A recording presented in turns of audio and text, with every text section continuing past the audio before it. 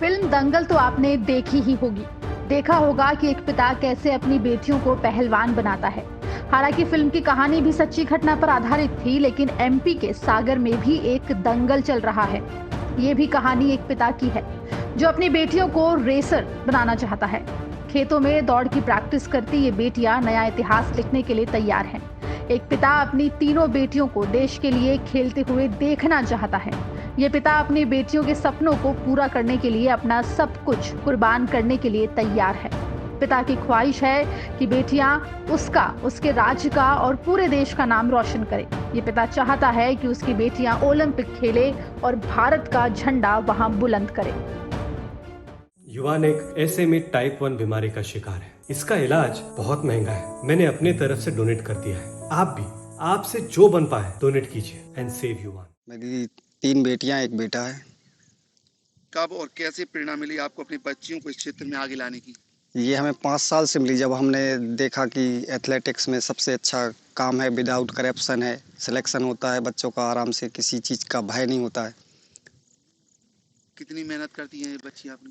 ये बच्चियां सुबह 3 घंटा, शाम को 2 घंटा मेहनत करती हैं। और अब तक किस मुकाम तक पहुंची हैं और हासिल किया है? 2 बेटियां हमारी नेशनल खेल चुकी हैं, 1 बेटी स्टेट खेल चुकी। आपका सपना क्या है अब?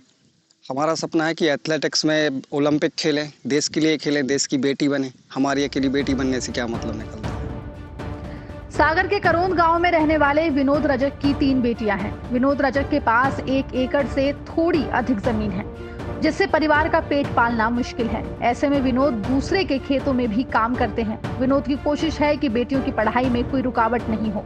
वहीं अपनी खेती की जमीन में ही विनोद ने बेटियों के लिए ट्रैक बनवाया है, क्योंकि गांव में कोई मैदान नहीं है।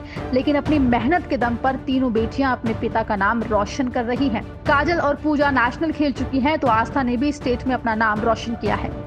इन बेटियों का भी सिर्फ एक ही लक्ष्य है, और वो है ओलंपिक में मेडल हासिल करना।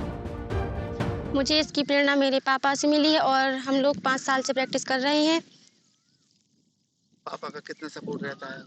पापा का इसमें पूरा सपोर्ट रहता है और वो काफ़ी मेहनत करवाते हैं। क्या सपना है आपका? मेरा सपना है कि मैं देश के लिए ओलंपिक में मेडल लाऊं। दिनचर्या क्या है?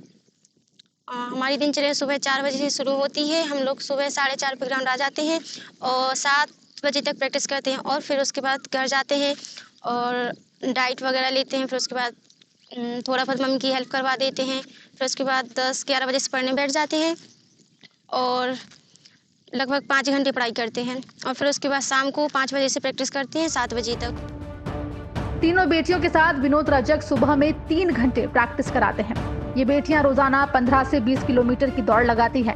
रोजाना 5 से 6 घंटे की मेहनत के बाद ये बेटियां अपनी मां के भी कामकाज में हाथ बटाती हैं।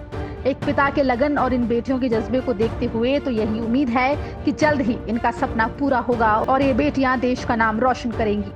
सागर से हिमांशु शिवा पुरोहित की रिपोर्ट, MP तक।